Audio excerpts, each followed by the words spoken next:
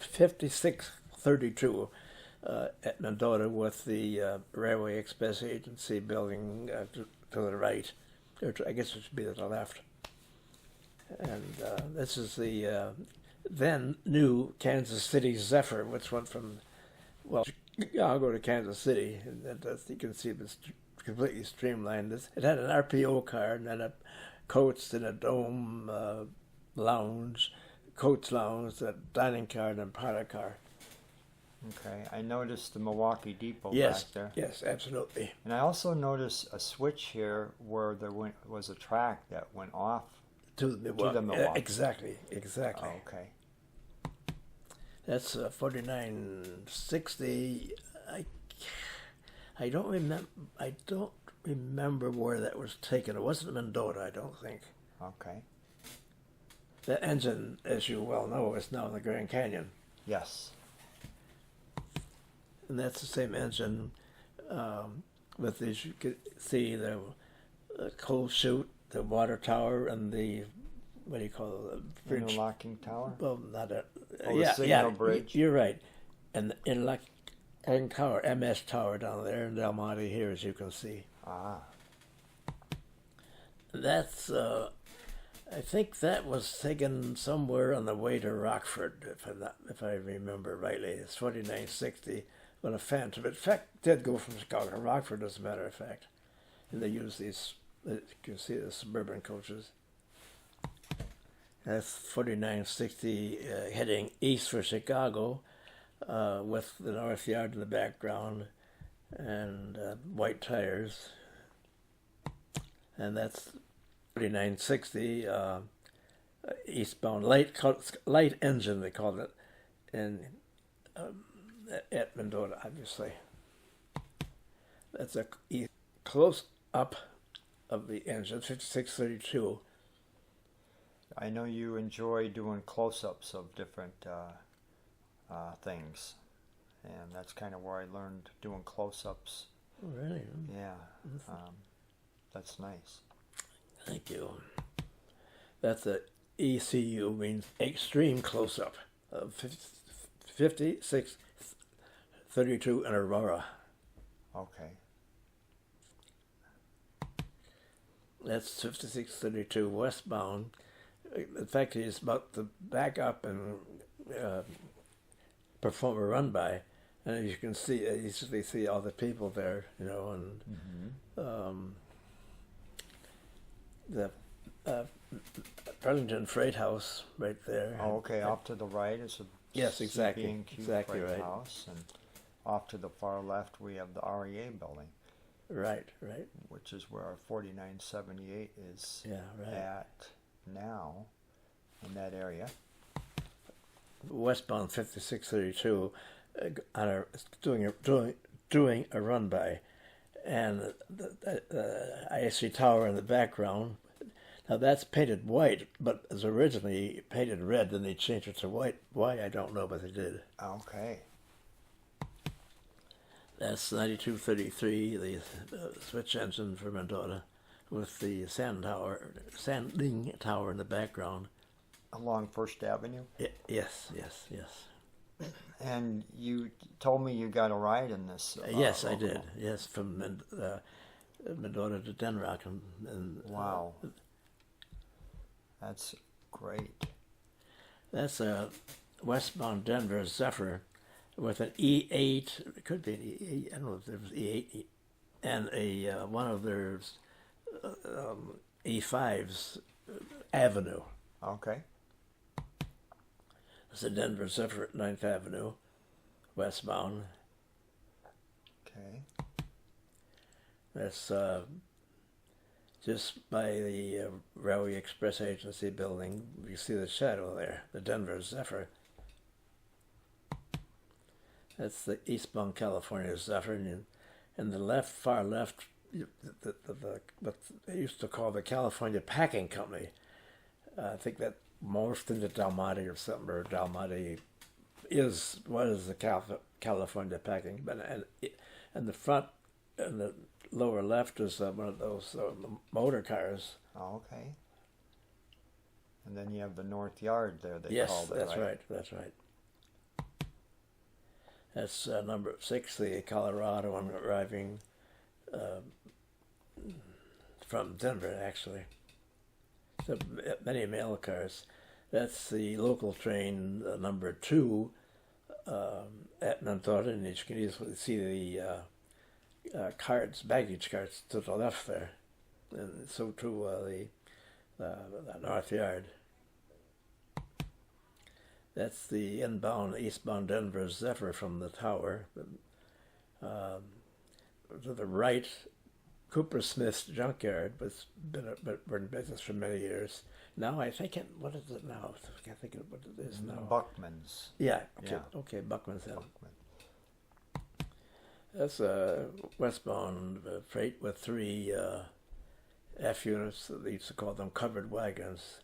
And it's about to go under the cooling tower, and to the right, of course, the water tower. I beg your pardon, left a water tower. Very nice. Number 9 coming in from Chicago was a local train. It went from Chicago to Galesburg, but from Aurora to Galesburg, it stopped at every fence post, as it were. To the right, this is a combination. Well, they used to call them Burlington called their cabooses way cars. So it's a combination coach way car. There were seats for passengers here, and the conductor had his office there too. And that car did in fact run between Chicago and Mendota and Denrock. Really? Interesting. That's number 9 coming around the curve. That's some. I can't remember the year though. Like it's 51 maybe. It's. So Mike Gleason, there you are, and what was it? When you were going to the Denrock, right? Yeah. On the Denrock branch. Right. So you were in an SW 1200. Yes, exactly right. All right. The Everywhere West paint scheme. On one side, and the other side was way at the Zephyrs. Oh, really? Okay. All right. Glad I asked. Did you get to take the throttle at all? Did they let you? Well, that's what I'm doing right there. Oh, really? What? You're driving the locomotive. Yes. Well, I mean, it's down the Denmark branch. Yes. And you were 16. I believe that's. Or 15, maybe 16, I can't remember. 14. Maybe 14. Wow. You see, it's blurred. Yeah. So it's obviously that you're moving. You were speeding, going past the speed restrictions. No, I'm just kidding. It wasn't. I didn't sit there very long, so they just let me. Wonderful. And that's number the Colorado on the eastbound, number 19 at Mendota, with an RPO car with U.S. mail being taken out, and you know what I mean. Mm-hmm. And this picture of this person unloading, this young man came in as a much older man not too long ago in the museum, and he says, "Oh my gosh, that is me, Roger Larson." Yeah, right. Okay, that's right. So this, as I said, hangs proudly in our Bill Greenwood room. Okay, and the other thing is the baggage cart had. How long or how old are those? When they were, when were they first? They got to be over 100 years. I'm sure you're right. Yeah. Wow. That's the switch engine making a switching move. They're pulling off. Yeah, REA, Railway Express Agency car. It came off of Mendota and went on to Chicago and vice versa. Okay. And that's, what did I say, Silver Bullet? Silver Speed. Silver Speed, okay. At Mendota. The left, this truck here is a guy named Harold Gray was the Railway Express Agency agent. Okay. And in the olden days, back in them days, on the right, they always advertised their trains. This is the Seaboard's Orange Blossom Special. Okay. Very nice. And that's the, it used to be called referred to as a little Zephyr or baby Zephyr.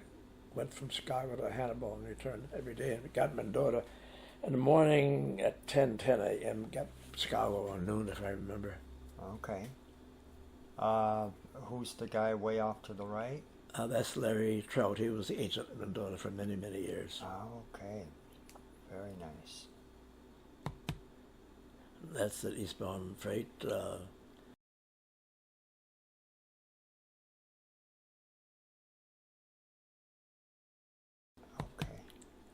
That's a southbound, northbound IC freight with the IC tower in the background still in its red paint. And that was taken in August of 1953 from the that Hannibal and St. Joseph engine number 35. Okay. And this is during the time of the Sweet Corn Festival or Centennial? Yes, Centennial. Okay. Here we go. This is Illinois Central caboose of the Centennial. Okay. And that's 50. That's a car automobile is a 52 or 53 Plymouth. Okay. I think. Wow. And that's the shot of the number 35 with the Railroad Express Agency building to the right. And he's on an Illinois Central track. Right. And you can see the ramp of the IC Freight House. Right. And that's another shot of number 35 from the Centennial. And you have Muzzy's studio in the distance toward the front of the Right. locomotive. And over here on this street, Leo's studio is somewhere there, yeah, as you obviously know. I wonder if it was the one off to I the think right. I think it makes sense. Yeah, I think you're right. And here is a Sohns, S-O-H-N-S. Oh, okay. I think they were a clothing store. If I remember. Clothing store, S-O-H-N-S. Yeah, they were. Okay. I think men's clothing, but my God, back in those days, they had all kinds of businesses, and they're all disappeared now. Yeah. And that's southbound IC freight passing by the Mendota Monument Company, but as you can see. And you mentioned earlier about the color of the tower. At one time they were a red, right? Exactly right, which it is there, as you can see. Yeah, so okay. And that's the northbound IC freight. That's yours truly. It's Mike Gleason handing up orders on an Illinois Central northbound freight, and I see you got your pant leg rolled up. Because I had a bicycle, and so for fear of getting them tangled in the chain, I rolled them up. Okay, and I see all the rods here below in the lower part. Yeah. The rods for the levers. Right. Now the levers controlled just switches, or did they also control semaphore signals? Yes. Yeah. And gates too. Gates? No, not the gates. Not gates. Okay. Semaphore signals, yes. Okay. And lights like red and green signal lights. Oh, okay, okay. You know what I mean? Yeah.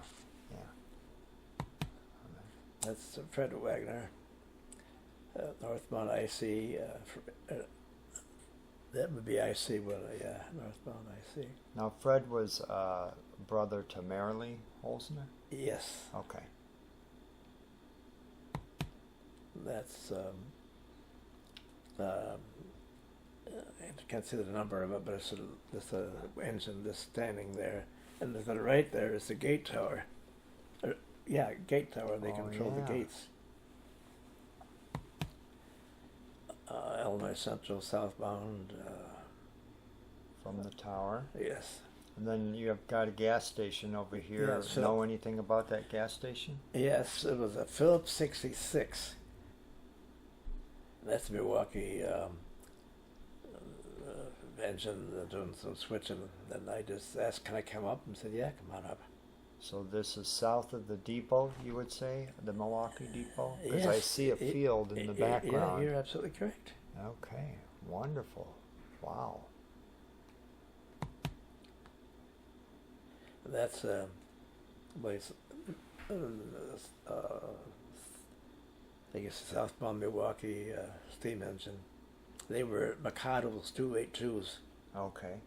And looks like to be at 8th Street? It is. Okay. Very nice. I think that's the only color photo we have of a Milwaukee train in Mendota. Yeah, we don't have no other ones. So, you were shooting with what kind of a camera? It was a Kodak Pony 135, and it did not have a rangefinder back in those days. It didn't have, well, the cheap cameras did not have rangefinders. You had to set the camera cost like $35.95, something like that. Okay. Very nice. And then before that, when you shot with the black and white pictures, what were you using then? A Brownie? No. Ansco flash clipper. Okay. It's just with fixed focus, you know. Okay. All right. And that's the mother. There, my late brother, in the she's trying to get him to move or something. I don't know, but it was a Boy Scout special. Went off to New Mexico, I think. Okay. And that's mother and I. Westbound freight, taken from the IC Tower. On the left is, you can't see it, but the gas station. Yeah. And then the IC Freight House. And then to the right, the water tower is torn down now, and to the red building is a house of was a house of ill fame. Okay. So they had that. It was also, was it a cafe in the front? Yes, that's exactly right. Now, Okay. here's a story. I went to the front there, the cafe, but it was also a bona fide hotel Okay. slash house of ill fame, and the house of ill fame was divided, I can't say this, from the hotel, if it makes any sense. Mm-hmm. But if a customer went in there, they would direct them to through a door and blah blah blah. But you could still get a room there and not even know that was the House of Ill Fame. If you get my Okay. drift. Yeah. All right. Okay. Interesting. Very interesting. I've heard a lot about that building. And I mean, was that? I mean, it wasn't legal. No, there was payoffs. Oh, there were payoffs. Yeah, I guess it was. In fact, it was Fred Wagner and then Mayor Louis Cooper Smith. Uh-huh. He was mayor then. Okay. He and Fred closed the place. Oh, because Fred was a judge, wasn't No, he? he was a lawyer at the He time. was a lawyer at the time. Okay, so Fred Wagner closed the place. Closed the whole place, or just the ill-famed Well, the part? building's still standing, so I know. that's what they know. But I mean, Well, was yeah, the cafe closed? I would assume so. Oh, okay. So they closed the place. And But I went there to have my taxes done the last couple of years, uh-huh. and they were charged $50. It was okay. And the lady there was saying that they were thinking of offering tours. Oh yeah, yeah. They should, because that building was built in 1870, and it was called the St. James Hotel at that time. Really, I didn't know that. Yes. That was, And that's Fred Wagner giving orders to a CB&Q. Way cars back then were wooden, as you can easily see. yes, yes. That's the westbound freight at IC Tower. There's Fred. heading up over to the California Zephyr. And handing up to the Fireman. fireman. Okay. And there's the conductor. Okay. And then he's handing up to the last Right. car. The first flagman. Flagman. Okay. Interesting. I think that's the tracks are no longer there, are they? Well, Lacking, you know what I mean. yeah. I mean, the track that train's on Well, is of still course. there, Yeah. and so is the one to the, the both Burlington mains, but the IC and the Milwaukee are gone. But it's a good thing to show these pictures for the young people so they know what was there, and you were there. So, in essence, you're a time traveler. So that's why I like to Thank you. pick people's brains about this stuff. That's and Joliet. It's a that's an Alco switcher. I can't remember what the designation is. RS1 maybe. Oh, okay. And I was just standing around this guy, railroad worker, just say, "Get up there and I'll take your picture." Oh, wow. It's not bad. He did a good job. You got the reflection of your face in the shiny part of the red there on the locomotive. Exactly right.